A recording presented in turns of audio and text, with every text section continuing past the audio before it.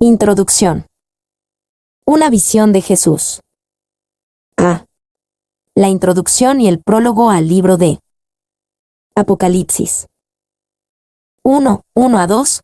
El escritor del libro de Apocalipsis.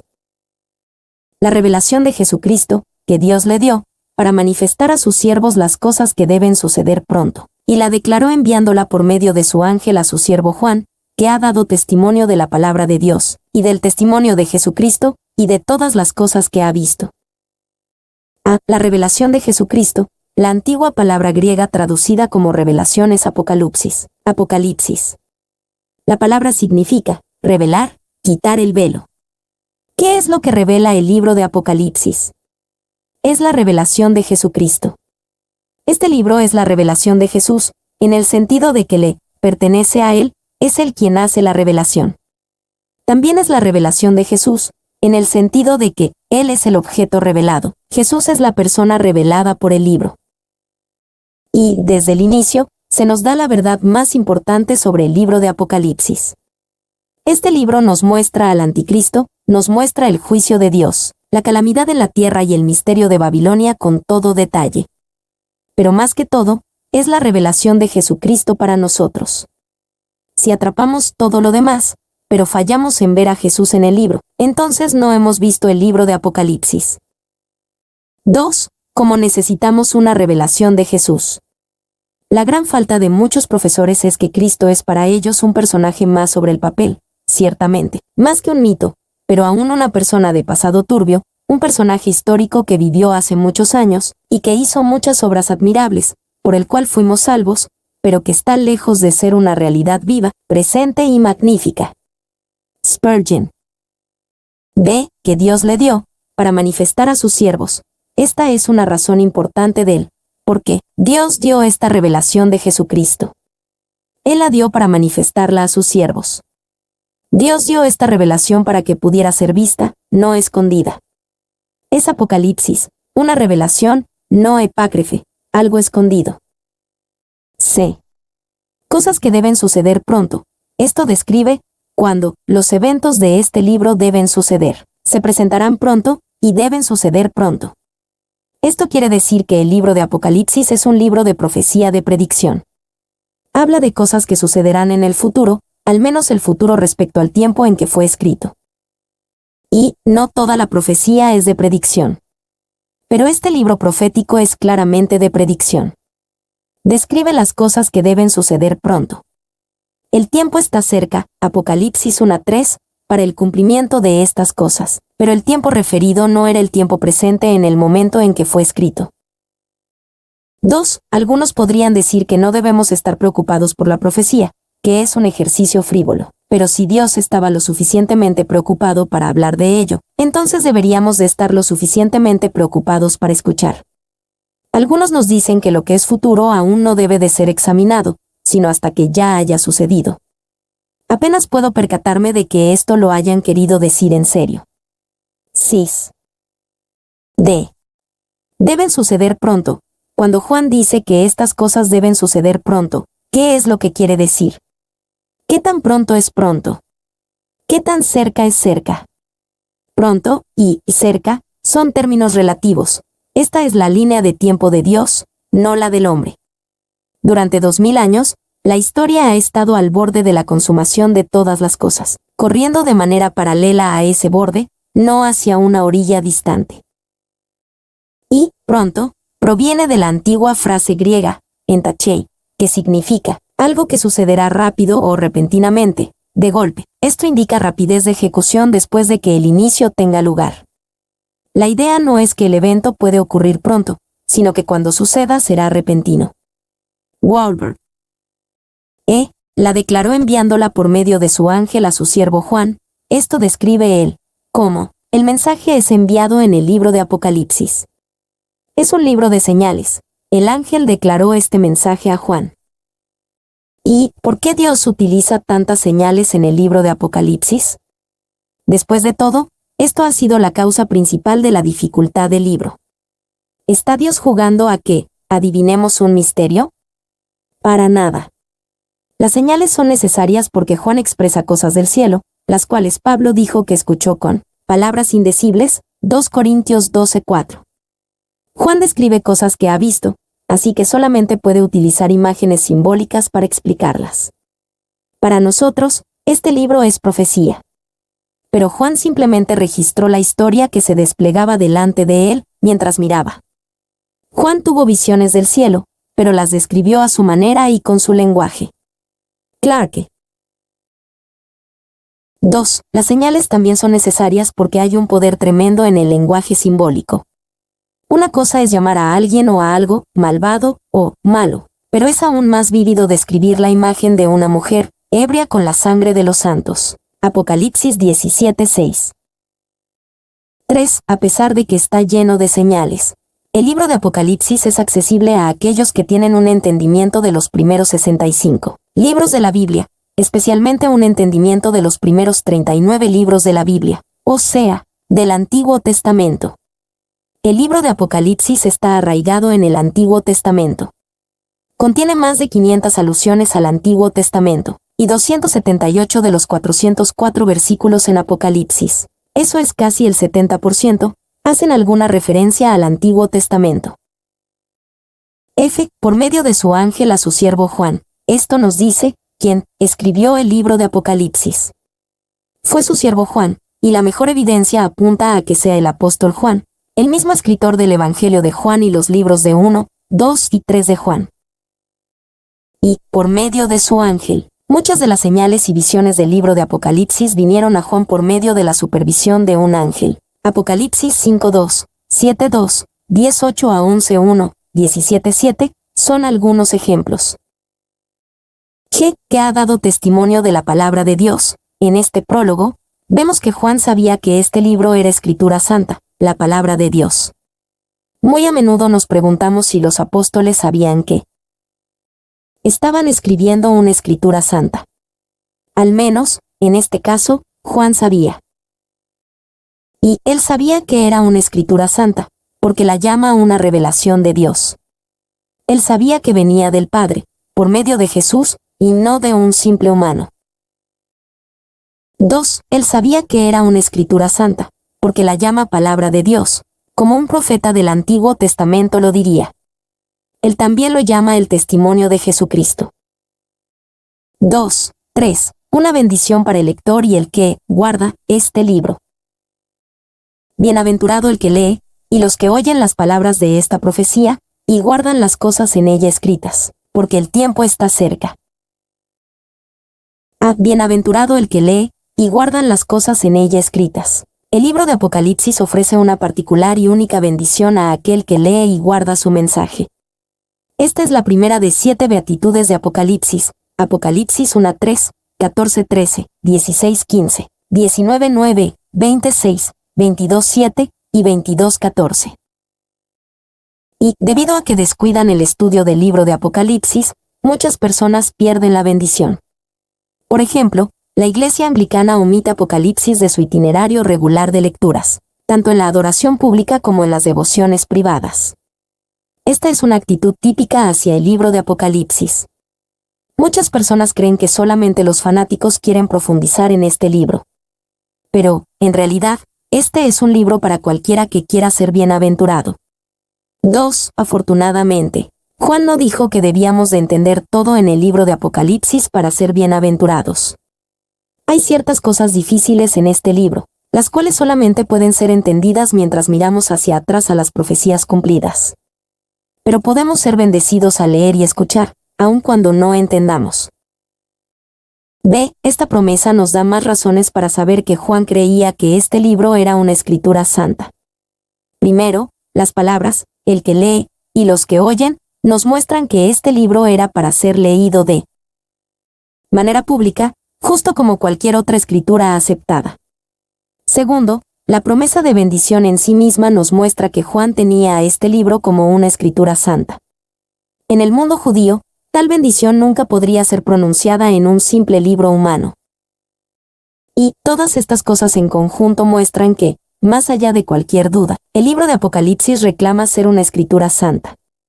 Un crítico puede estar de acuerdo o en desacuerdo con ese reclamo, pero no se puede negar que Apocalipsis hace el reclamo. Se guardan las cosas en ella escritas. El libro de Apocalipsis nos da mucha información, no solamente información para especulación profética. Nos da cosas para guardar. Si entendemos al libro de Apocalipsis, este cambiará la manera en que vivimos. D. La expresión, el que lee, está en singular. Esto habla de una persona que lee. Los que oyen, está en plural. Esto habla de muchas personas escuchando. La idea probablemente alude a la costumbre de la iglesia primitiva, donde se prestaba atención a la lectura pública de las Escrituras, la cual muy a menudo era explicada. En nuestra manera moderna de hablar, Juan pudo decir, bienaventurado es el pastor que enseña el Apocalipsis, y bienaventurada es la congregación que lo escucha. Pero más que todo, pastor o congregación, bienaventurado aquel que guarda las cosas en él escritas. Y tampoco nosotros debemos de vivir solamente en las palabras de esta profecía, sino morir también, y estar contento al ser quemado por ello, si así somos llamados, como aquel santo mártir, que cuando vio la revelación fue arrojado al fuego, y clamó, oh, bendita revelación, qué feliz estoy al ser quemado en tu compañía. 3. Ya que mucha controversia se ha levantado sobre la interpretación del libro de Apocalipsis, es muy útil comprender las 4 aproximaciones básicas hacia el entendimiento de este libro. A través de los siglos, las personas se han aproximado a Apocalipsis, básicamente, en una de estas 4 maneras. A. El enfoque preterista. Esta aproximación cree que Apocalipsis trata solamente con la iglesia de los días de Juan. Según este punto de vista, el libro de Apocalipsis no predice nada. Juan, simplemente, describe los eventos de sus días actuales, pero los expresa en un código simbólico, así que aquellos fuera de la familia cristiana no podían entender su crítica al gobierno romano. En el enfoque preterista, el libro de Apocalipsis es para el momento en que fue escrito. B. El enfoque historicista. Esta forma de aproximación cree que Apocalipsis hace referencia a un panorama amplio y difuso de toda la historia de la Iglesia. En el enfoque historicista, Apocalipsis predice el futuro, pero el futuro de la era de la Iglesia, no el futuro del final de los días. En el enfoque historicista, Apocalipsis está lleno de símbolos que describen el ahora. Y, por ejemplo, muchos de los reformadores llamaron al Papa la bestia de Apocalipsis capítulo 13, pero esto no indica que, necesariamente, creyeron que el final estaba muy cerca. Así que creían que Apocalipsis hablaba de su tiempo, no del final de los tiempos. C. El enfoque poético. Esta forma de aproximación cree que el Apocalipsis es un libro lleno de imágenes y símbolos intencionados para animar y dar consuelo a los cristianos perseguidos en los días de Juan. Según este punto de vista poético o alegórico, el libro de Apocalipsis no es literal ni histórico. Apocalipsis es un libro de significado personal. D. El enfoque futurista. Esta manera de aproximarse cree que al empezar el capítulo 4, Apocalipsis trata sobre el final de los tiempos, el periodo que predice directamente el retorno de Jesús. En el enfoque futurista, Apocalipsis es un libro que, principalmente, describe el final de los tiempos. ¿Cuál es el enfoque correcto? Cada uno tiene un poco de veracidad en algún aspecto. El libro de Apocalipsis sí habla de los días de Juan, y también dice algo de la historia de la Iglesia y tiene significado para nuestra vida personal. Pero, aunque elementos de los primeros 3 enfoques son válidos, no podemos negar el lugar del enfoque futurista. Podemos saber que el libro de Apocalipsis habla con claridad sobre el final de los tiempos, debido a 2 principios centrales traídos de Apocalipsis 1:3. Y, primero, creemos que el libro de Apocalipsis debe significar algo. Este es un libro que Jesús dio para mostrar algo a sus siervos. No es un libro de disparates sin sentido. Es una promesa de bendición, no una promesa de confusión. 2. Segundo, creemos que el libro de Apocalipsis definitivamente reclama tener profecía de predicción. Juan lo puso en claro, las cosas que deben de suceder pronto, el tiempo está cerca. Juan escribe sobre eventos que aún eran futuros para él. D. Saludos. 1. 4-5a. Un saludo de gracia y de paz. Juan, a las 7 iglesias que están en Asia, gracia y paz a vosotros, del que es y que era y que ha de venir, y de los 7 espíritus que están delante de su trono, y de Jesucristo el testigo fiel, el primogénito de los muertos, y el soberano de los reyes de la tierra. A las 7 iglesias que están en Asia. Esta carta fue originalmente dirigida a estas 7 iglesias selectas de Asia. Esta era la provincia romana de Asia, la cual es la parte oeste del Turquía moderno. B. Del que es y que era y que ha de venir, Juan trae un saludo de Dios el Padre, quien es descrito con este título, del que es y que era y que ha de venir, lo que habla de la naturaleza eterna de Dios. Tiene la idea de un ser sin tiempo, y está conectado con el nombre Yahvé, encontrado en el Antiguo Testamento, Éxodo 6:3, 17-15. Y la construcción griega de la expresión, del que es y que era y que ha de venir, es intencionalmente rara en el griego. Al parecer Juan buscó una frase que comunicara la idea del Yahvé del Antiguo Testamento. 2. Nunca es suficiente con decir solamente que Dios es, o que era, o que ha de venir. Como Señor sobre la eternidad, Él gobierna el pasado, el presente y el futuro.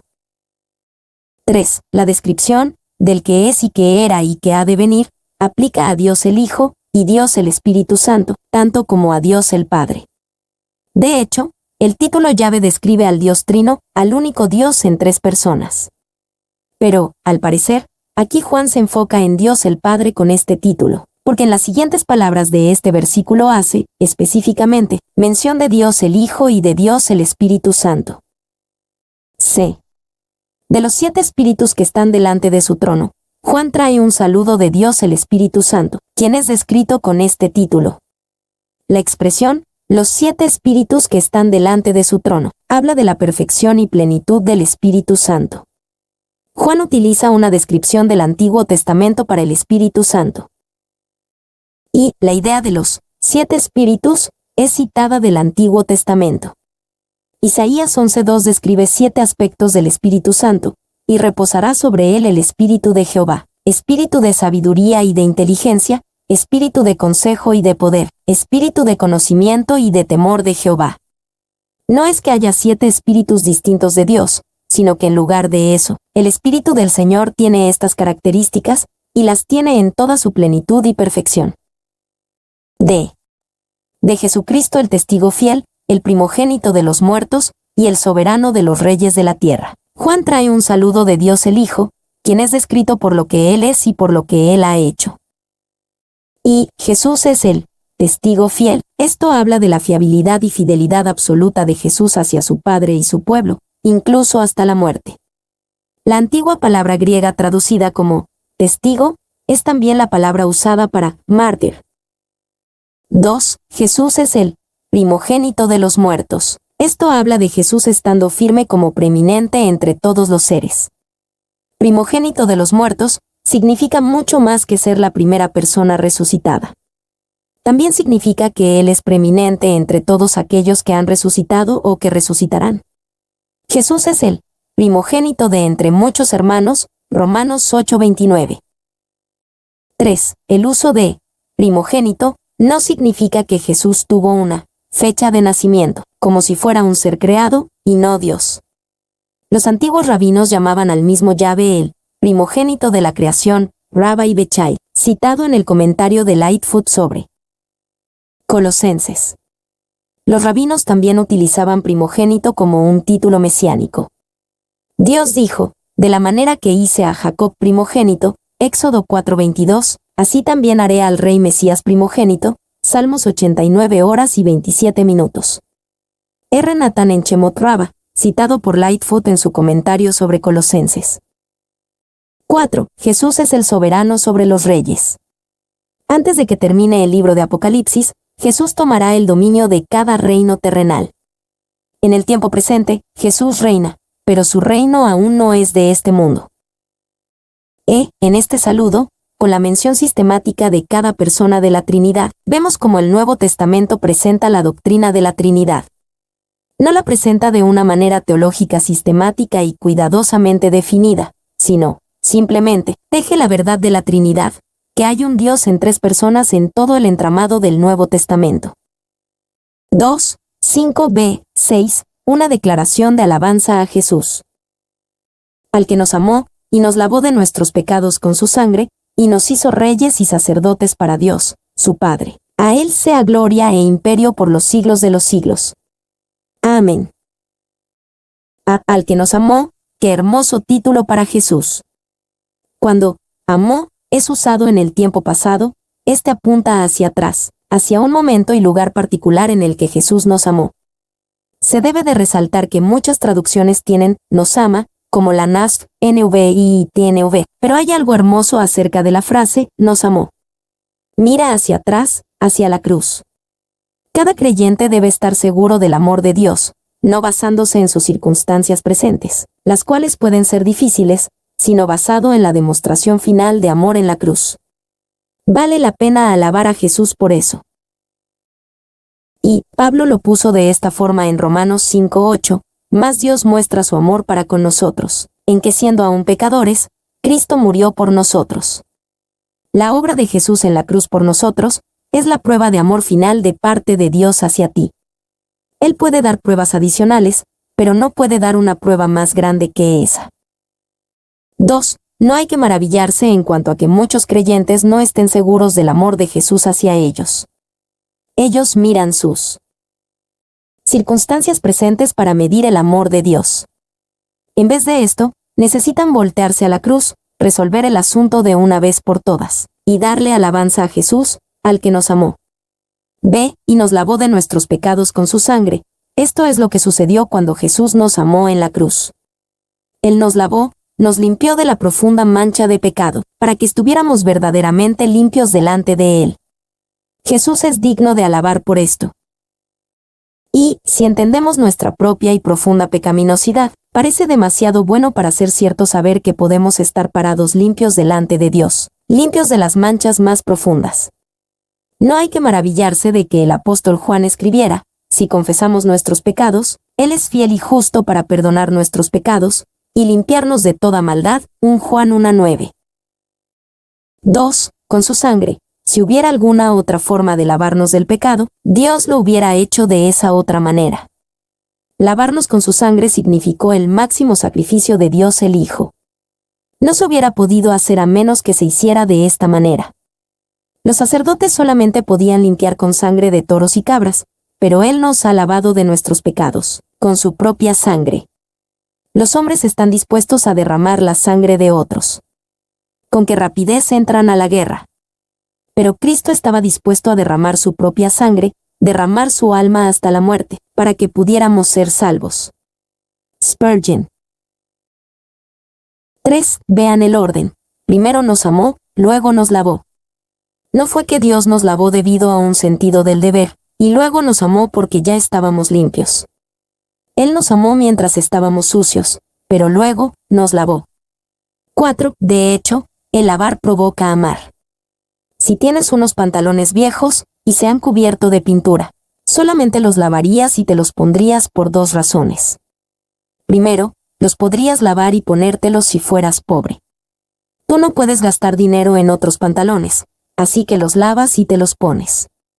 Segundo, los pudieras lavar y ponértelos si en verdad amaras esos pantalones viejos. El dinero no es el problema. Podrías ir y comprar un nuevo par de pantalones en cualquier momento. Pero amas tanto esos pantalones que gastas tu tiempo y esfuerzo para limpiarlos y para usarlos otra vez. Dios nos ama tanto que nos lavó. Dios, ciertamente, no es pobre. Con un solo pensamiento, podría mandar al olvido a cada pecador y comenzar con nuevas criaturas, pero no lo hace. Él nos ama tanto que nos lavó. V. Algunos eruditos creen que Juan escribió, y nos liberó, soltó, de nuestros pecados.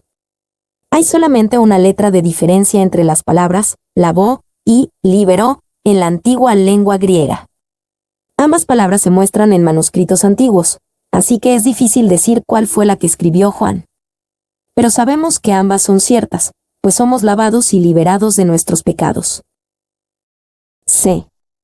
Y nos hizo reyes y sacerdotes para Dios, su Padre. Este es el estatus que Jesús les da a aquellos que Él amó en la cruz y que son lavados, con su sangre. Hubiera sido suficiente el amarlos y limpiarlos únicamente. Pero Él fue más allá, y nos hizo reyes y sacerdotes para Dios, su Padre. Esto es más de lo que fue Adán. Aún en la inocencia del Edén, nunca leemos de Adán entre los reyes y sacerdotes de Dios. Esto es algo por lo que vale la pena alabar a Jesús.